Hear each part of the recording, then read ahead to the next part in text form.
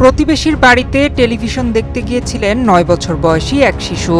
সে সময় বাড়িটি নির্জন থাকায় সেই সুযোগে একই এলাকার শ্যামল বিশ্বাসের ছেলে জয়ন্ত বিশ্বাস শিশুটির মুখ চেপে ধরে তাকে নির্যাতন করে। নির্যাতনের শিকার শিশুটি বাড়িতে ফিরে তার মাকে বিস্তারিত জানায়। এর কিছুক্ষণের মধ্যেই শিশুটি গুরুতর অসুস্থ হয়ে পড়ে। সোমবার দুপুরে যশোরের কেশবপুরে এ ঘটনা ঘটেছে। মানুষ পাড়ায় তো স্বাভাবিক যায়, পাড়ার দিকে গেলে আমরা চাল তুলে পরে এখন ঝাড় দিচ্ছে মেয়ে ধরতে কান্তি আসছে। বলছি মা কি হয়েছে? কান্তি এসে আমার ধরে বলতেছে মা আমি জয়ন্তের ঘরে টিভি দেখতেছিলাম, তাই জয়ন্ত দাদা আমার ধরে আমার এরকম এই করেছে। তারপরে আমি দেখলাম আসলে প্যান্টে সব কিছু বোঝা হচ্ছে প্যান্টে।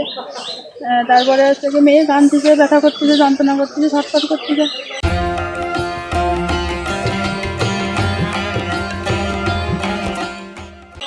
আর আমি চাই যে এরকম আমার মেয়ের সঙ্গে যেরকম হয়েছে এটা তো কখনো মনে করেন কোনো কিছুতে তো পরিশোধ করা যাবে না। আমি চাই যে আমার মেয়ে যেরকম হয়েছে এরকম যেন আর কোনো বাচ্চার সঙ্গে যেন এরকম না হয়।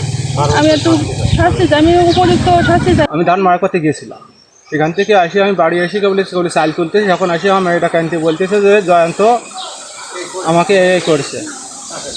তাই দেখে আমি জয়ন্ত রেখে কিছু বলতেছে এই করেছিস কেন?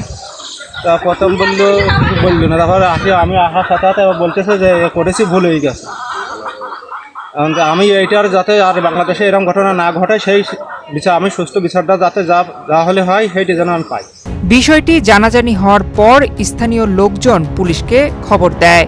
চিংড়া পুলিশ ক্যাম্পের ইনচার্জ উপপরিদর্শক শামীম হোসেনের নেতৃত্বে পুলিশের একটি দল দ্রুত অভিযান চালিয়ে অভিযুক্ত জয়ন্ত বিশ্বাসকে গ্রেফতার করে।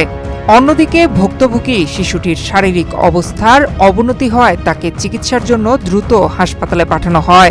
বাসা ফাঁকা থাকায় তার সাথে এই ঘটনা ঘটেছে। সাথে সাথে আমরা আসামিকে গ্রেফতারের চেষ্টা করেছি এবং আসামিও গ্রেফতার করেছি এবং আসামিরও বক্তব্য নিয়েছি। সেও স্বীকার করেছে যে সে ভিকটিমের সাথে এই কাজটা করেছে। এখন আইনগত প্রক্রিয়া আছে, আমাদের সিনিয়র সরকারের কাছে জানানো হয়েছে।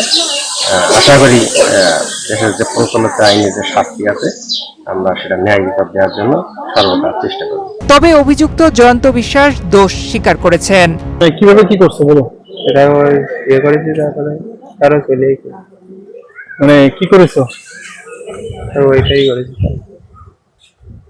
ওই মেয়েটা কি কান্নাকাটা করছে? না স্যার, বাড়ি এসে করছে।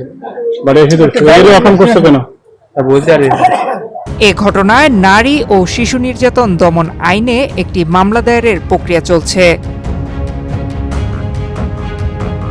নয়ন বিশ্বাস, বাংলাদেশ প্রতিদিন।